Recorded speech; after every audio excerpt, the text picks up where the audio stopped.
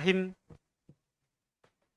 Innal hamdalillah nahmaduhu wa nasta'inuhu wa nastaghfiruh wa na'udzu billahi min shururi anfusina wa min sayyiati a'malina. May yahdihillahu fala mudilla lahu wa may yudlil fala hadiyalah.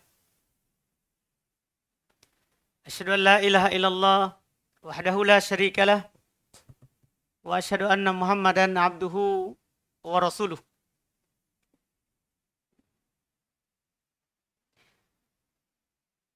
Ya ayyuhalladzina amanu taqullaha haqqa tuqatih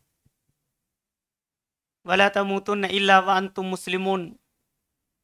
Ya ayuhan nasu taqu rabbakum alladzi khalaqakum min nafsin wahidah wa khalaqa minha zawjaha wa batha minhuma rijalan katsiran wa nisaa wattaqullaha alladzi tasaaluna bihi wal arham innallaha kana 'alaikum raqiba.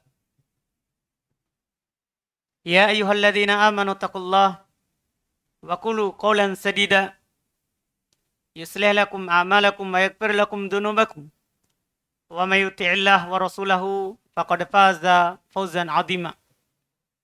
Amma ba'd fa inna asdaqal hadithi kitabullah wa khairul hadi nabiyina Muhammadin sallallahu alaihi wa ala alihi wasallam wa syarrul umuri muhdatsatuha fa inna kulla muhdatsatin bid'ah wa kulla bid'atin dhalalah wa kulla dhalalatin finnar.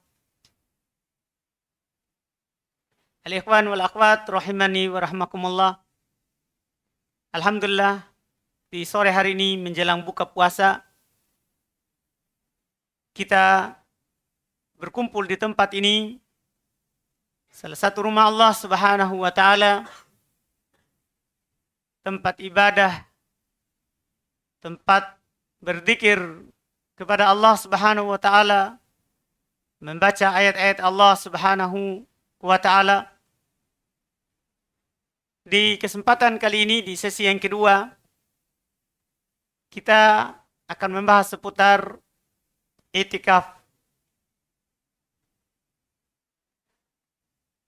yang alhamdulillah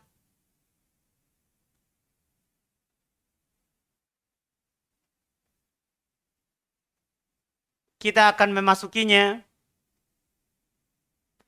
di hari ini, di malam ke-21 sebentar.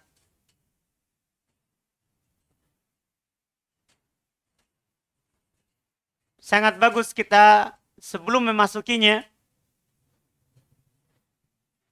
kita memiliki ilmu terkait dengan apa yang kita ingin masuki. Agar supaya ibadah kita sempurna di bulan dan 10 hari terakhir ini, agar ibadah kita bernilai besar pahalanya di sisi Allah Subhanahu wa taala, karena kita membangunnya dan melakukannya di atas ilmu yang diturunkan oleh Allah Subhanahu wa taala kepada Nabi-Nya Muhammad sallallahu alaihi wasallam, apakah berupa Al-Qur'an ataupun hikmah sunnah Nabi Muhammad sallallahu alaihi wasallam. I'tikaf secara bahasa adalah melazimi atau mendiami sesuatu dan menahan diri di atasnya.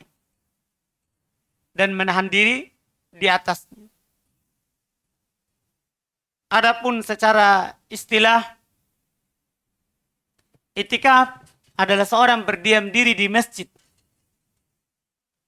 dengan niat menghambakan diri kepada Allah Subhanahu wa taala.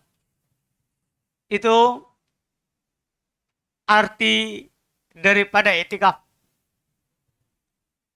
Adapun hukumnya, hukum i'tikaf itu disepakati oleh para ulama rahimahumullah adalah sunnah, tidak wajib. Hukumnya adalah sunnah, tidak wajib. Berdasarkan banyak dalil dari Al-Quran Demikian pula dari hadits Nabi sallallahu alaihi wasallam. Di antara dalil yang dipakai para ulama rahimahumullah yang menunjukkan sunnahnya disyariatkannya beriktikaf adalah firman Allah Subhanahu wa taala, wala tubashiruhunna wa antum akifuna fil masajid. Dan jangan kalian campuri mereka, yaitu istri kalian, sementara kalian sedang beriktikaf di masjid. Dan Nabi kita Muhammad sallallahu alaihi wasallam beliau beriktikaf di 10 hari terakhir di bulan Ramadan.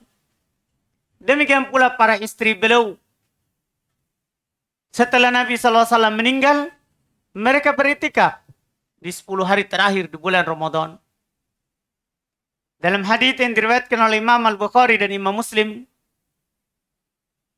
dari Aisyah radhiyallahu taala anha, kata beliau, "Kana Nabi sallallahu alaihi wasallam kana ya'takifu al-ashr al-awakhir min Ramadan hatta tawaffahu Allah, thumma i'takafa azwajuhu min ba'dihi."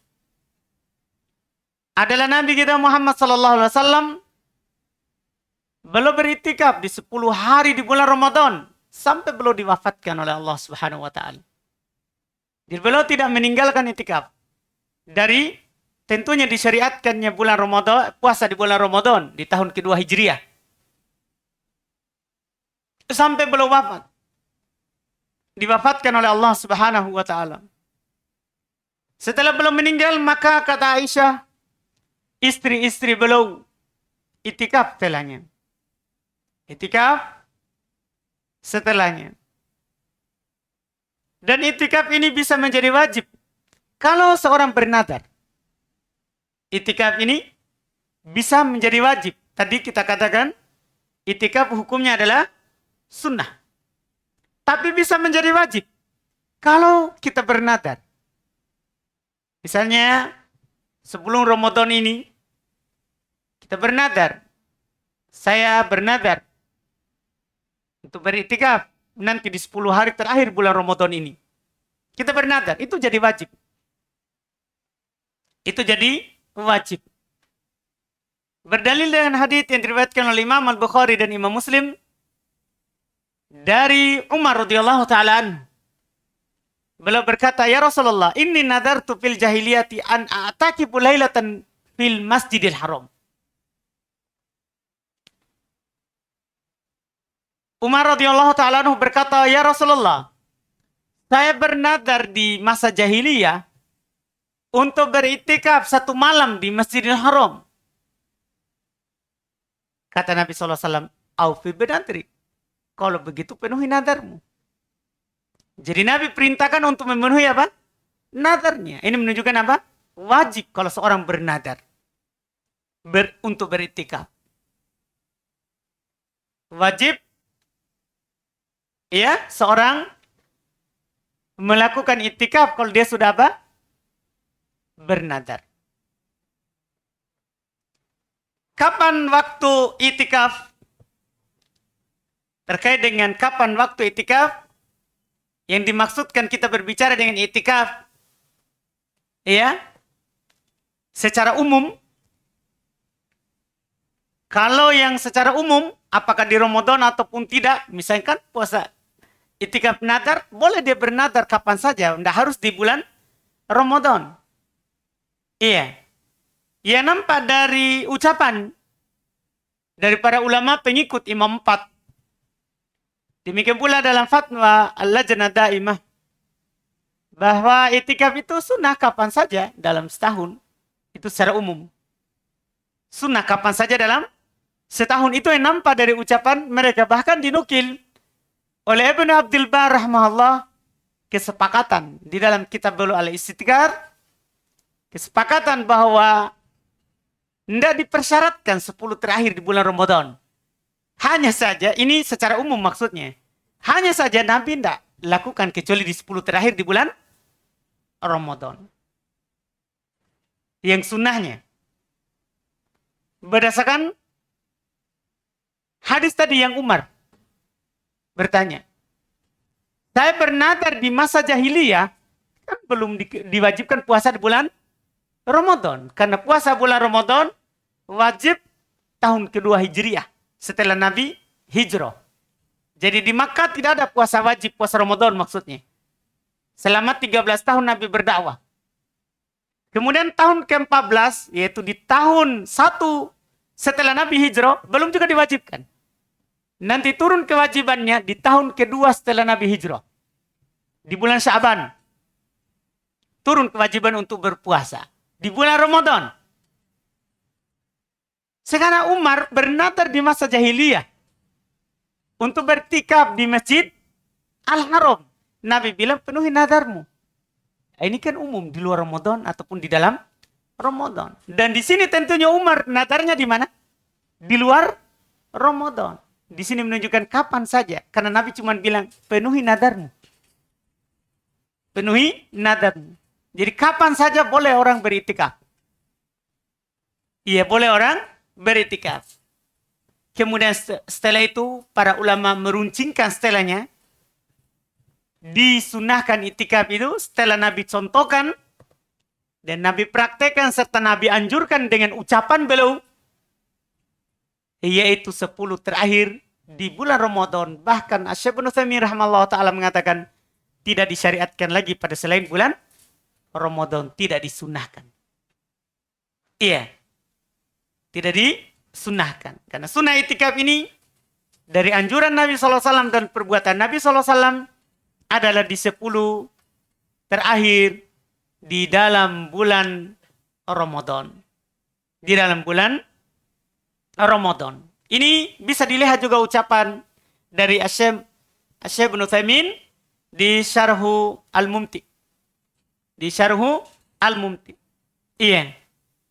Beliau berkata, saya langsung terjemah, di dalam masalah ini, yaitu masalah ya, hukum seputar itikaf, ya, diambil dari perbuatan Nabi SAW.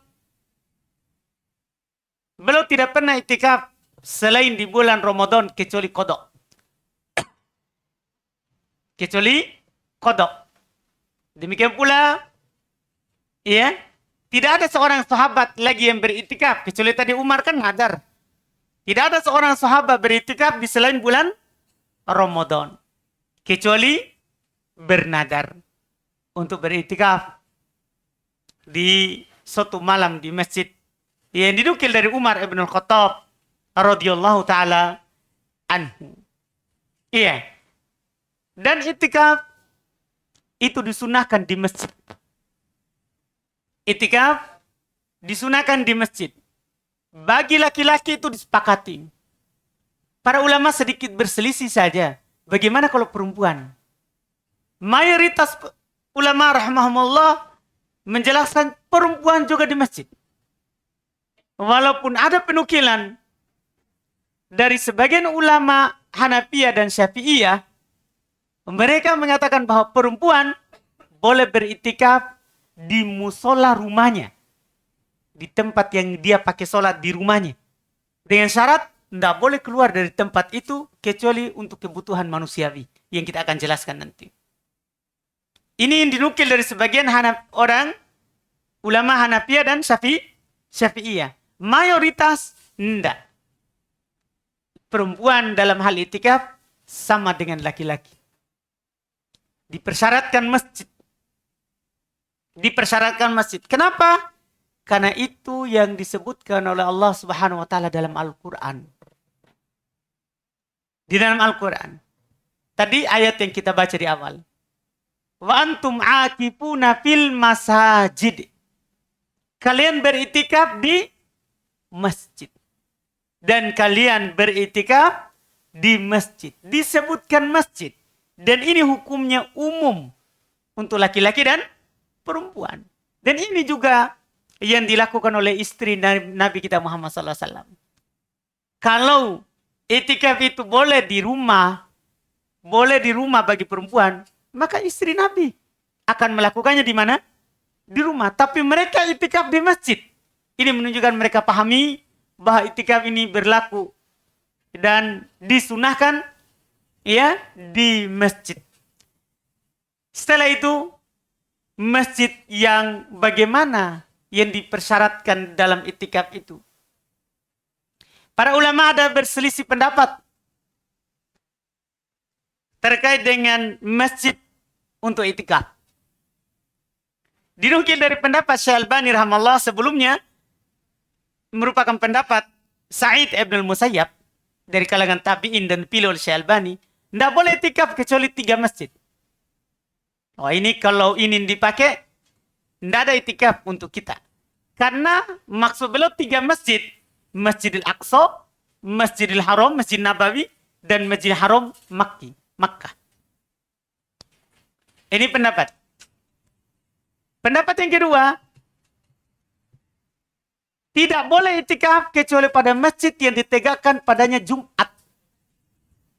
Tidak boleh itikaf, ya, kecuali pada masjid yang ditegakkan padanya Jumat.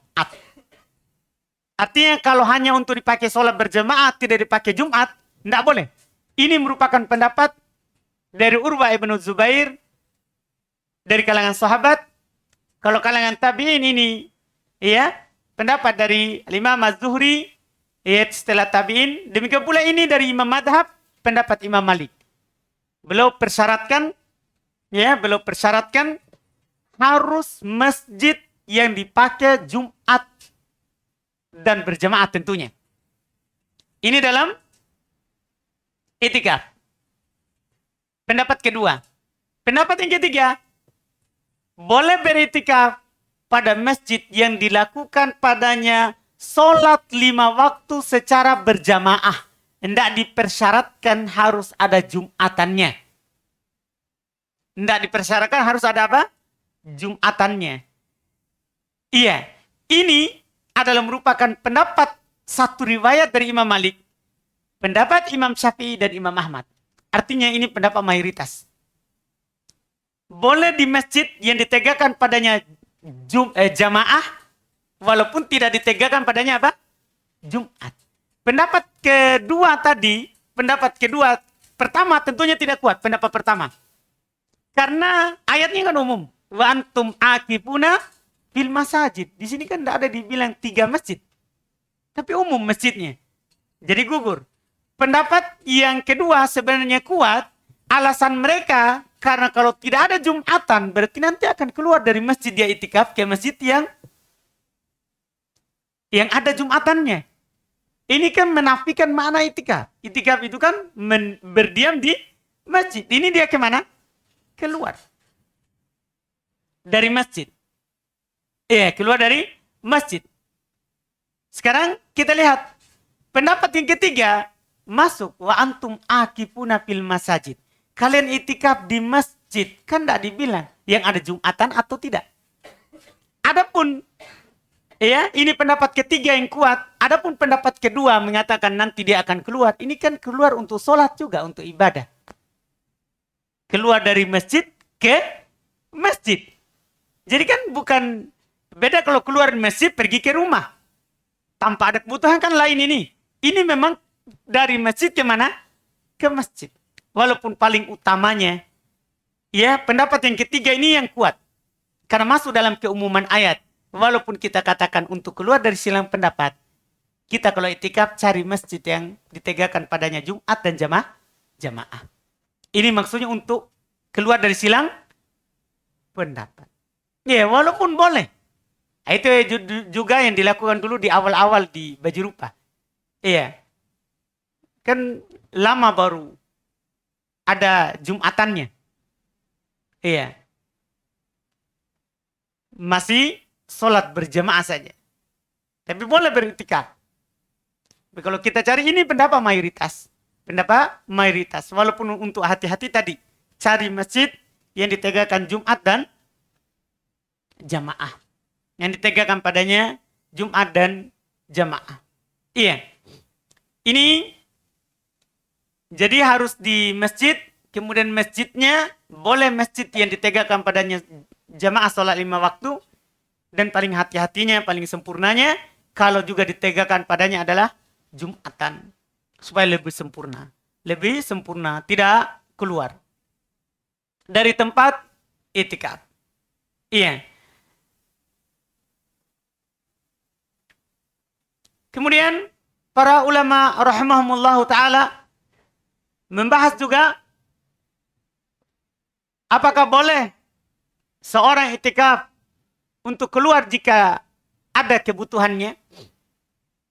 Jika ada kebutuhannya. Karena makna itikaf itu mendiami suatu tempat. Ya, atau berdiam di suatu tempat untuk beribadah kepada Allah Subhanahu wa taala. Apakah boleh keluar? Ini hal terkait dengan boleh keluar ini disebutkan oleh para ulama rahimahumullah ta'ala tergantung keadaan dia keluar untuk apa. Pertama, kalau dia hajatul insani, kebutuhan manusiawi, buang air kecil, air besar, ini disepakati boleh dia keluar dari masjid untuk itu.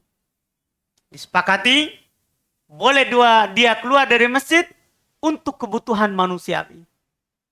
Iya, buang air besar, demikian pula air kecil. Ini disepakati oleh para ulama, dinukil oleh Ibnul Munzir, demikian pula Al-Imam Al-Hafidh Ibn Hajar rahimahullahu ta'ala. Bagaimana kalau makan dan minum? Keluar untuk makan dan minum.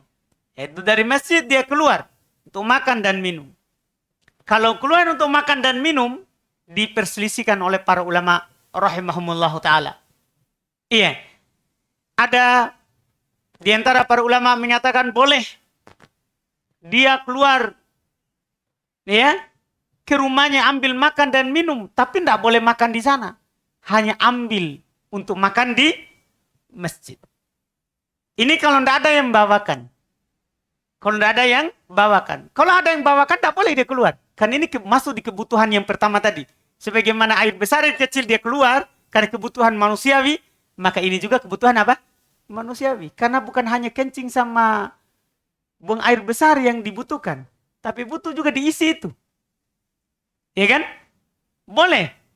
Cuman kalau tidak ada yang membawakannya.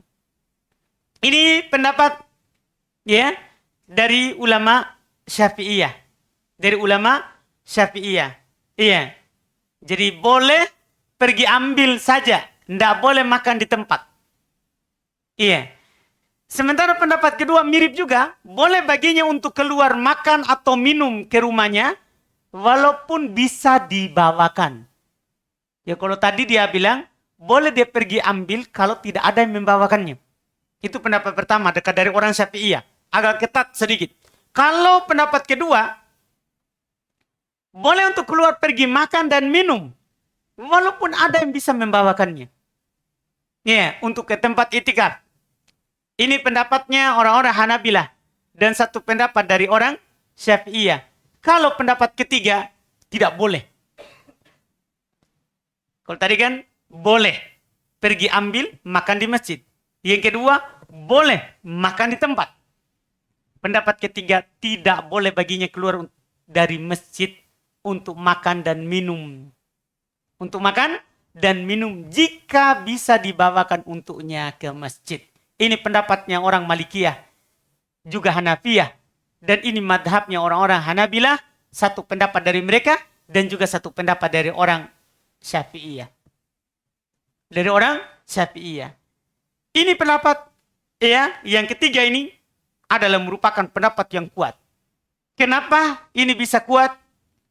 Yaitu berdasarkan hadits riwayat yang diriwayatkan oleh Imam Al-Bukhari dan Imam Muslim. Dari Aisyah radhiyallahu taala anha, beliau berkata, "Kana Nabi sallallahu alaihi wasallam idza atakafa yudni ilayya ra'sahu fa urjiluhu. Wa kana la yadkhulul bait illa li hajatil insani."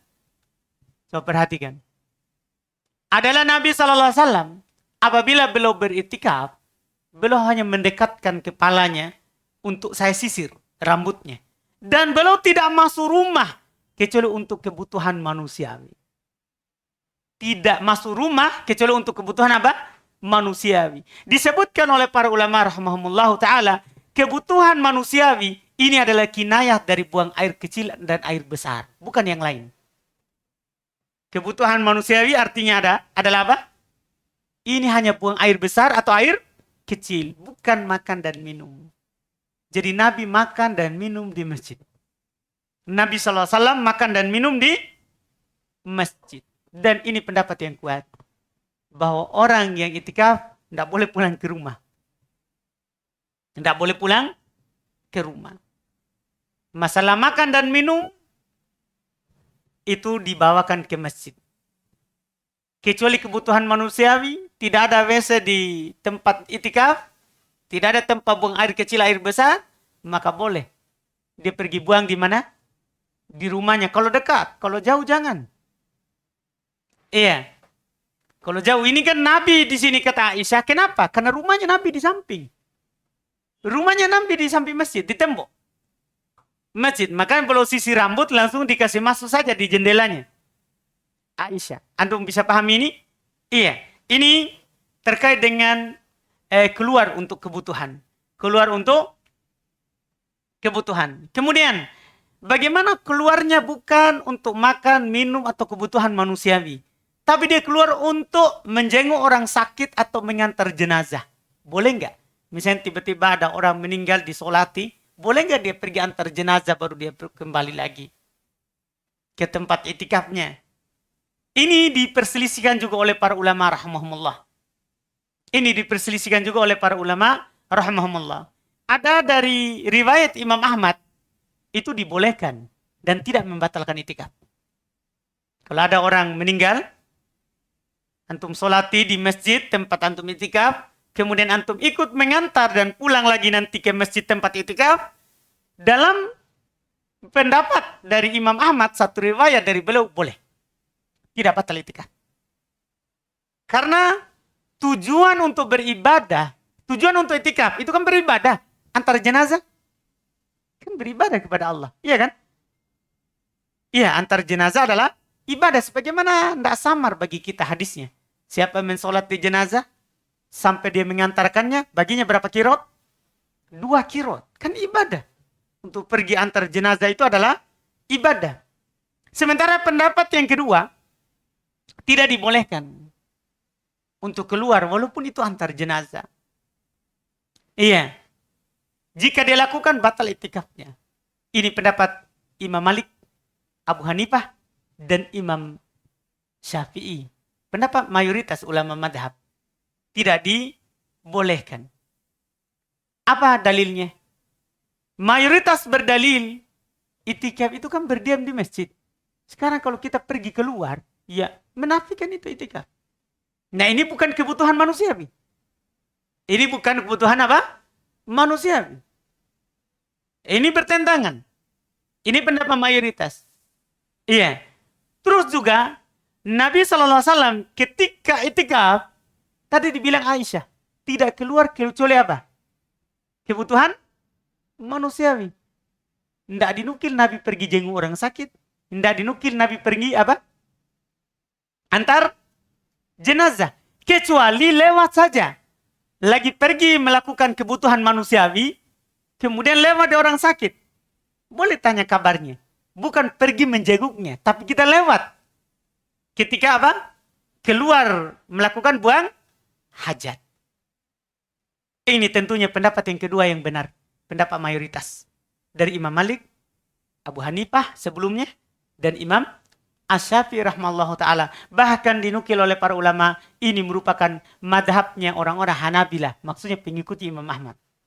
Pengikutnya Imam Ahmad. Iya. Terus boleh nggak dia keluar duduk di teras masjid? Kalau di sini tidak ada terasnya.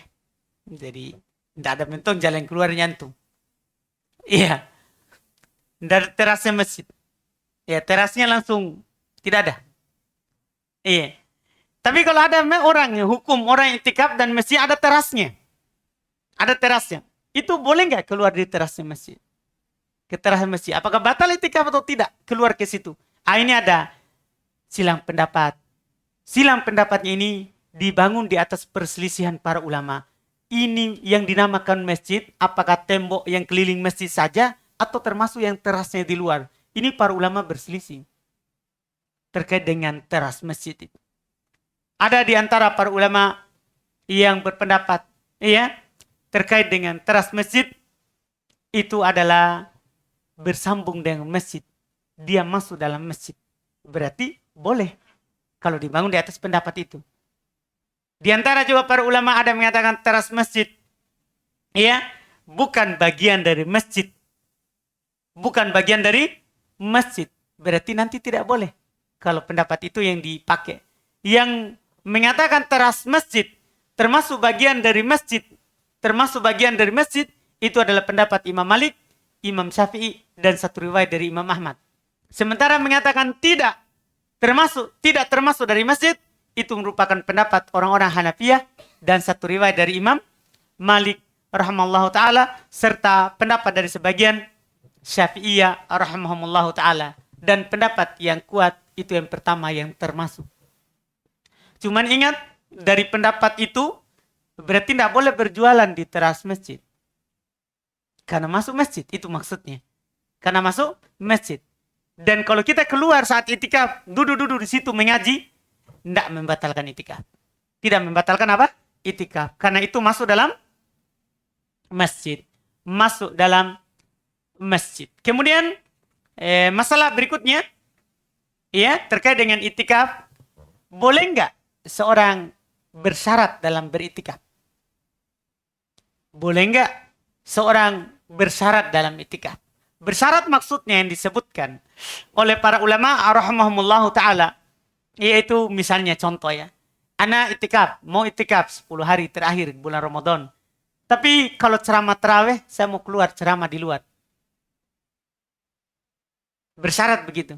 Saya mau itikaf 10 hari terakhir, tapi dengan syarat saya mau keluar kalau ceramah tarawih misalnya. Sebelum tarawih di luar. Atau yang bekerja, dia bilang saya mau itikaf 10 hari terakhir, tapi kalau saat kerja saya mau pergi kerja, nanti pulang lagi ke situ, ke tempat itikaf. Bersyarat namanya itu. Bersyarat namanya itu. Masalah bersyarat dalam itikaf ini, ya, apakah boleh, sah atau tidak, diperselisihkan oleh para ulama rahimahumullah. Di antara para ulama ada yang berpendapat, orang yang ingin,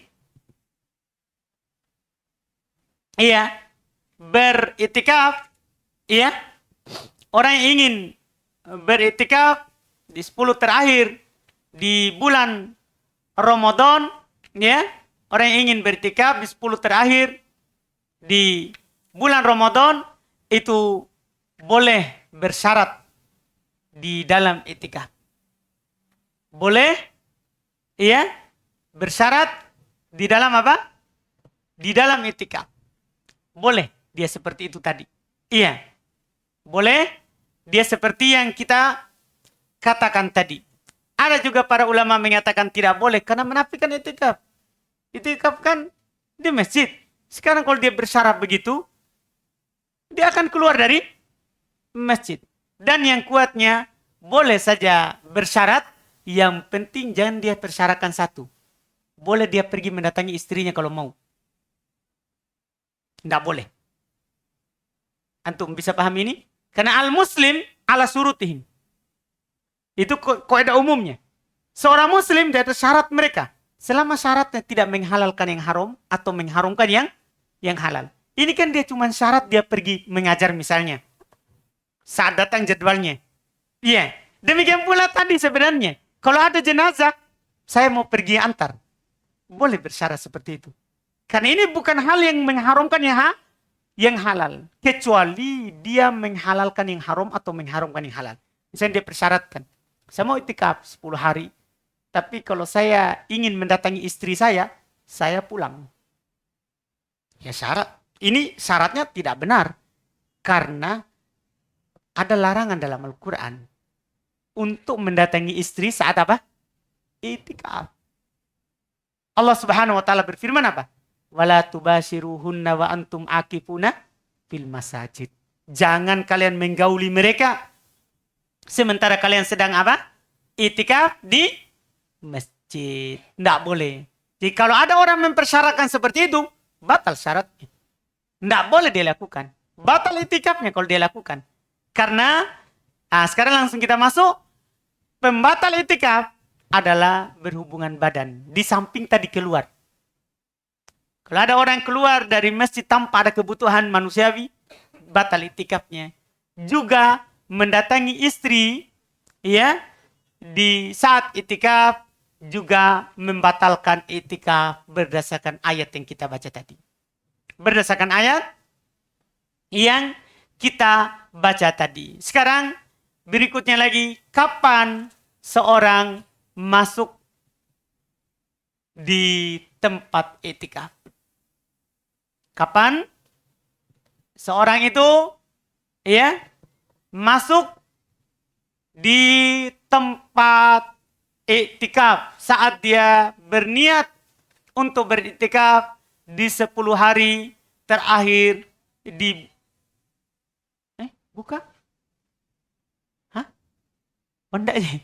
Iya, saya kira ada adzan kode buka. Baik, sedikit lagi. Dua masalah lagi, masalah penutup. Yaitu kapan seorang masuk dan kapan seorang keluar dari itikafnya. Tinggal ini masalah. Adapun kapan keluar, ini mudah saja. Seorang itikaf sudah dibolehkan keluar dari itikafnya kalau matahari di hari terakhir puasa itu terbenam. Misalnya anggaplah ini hari ke berapa puasa? Hari terakhir. Anggaplah apakah 29 atau ke 30. Maka kapan matahari terbenam sudah boleh dia keluar. Ya, sudah boleh dia keluar. Adapun kapan masuknya tempat itikaf, ini diperselisihkan oleh para ulama rahimahumullahu taala. Ada yang mengatakan dia masuk di subuh hari ke-20. Tadi pagi. Iya. Betul? Berarti iya. Yang jelas, yang kuatnya bukan. Yang kuatnya adalah seperti yang dilakukan oleh Nabi SAW. Ada masuk seperti sekarang ini. Maghrib di malam ke-21. Seperti yang dilakukan oleh Nabi SAW dan para sahabat. Masya Allah. Alhamdulillah enggak rasa. Saya kira tadi azan-azan. Alhamdulillah. Kita cukupkan. Subhanakallahumma hamdik. Asyhadu an la ilaha illa anta astaghfiruka wa atubu ilaik.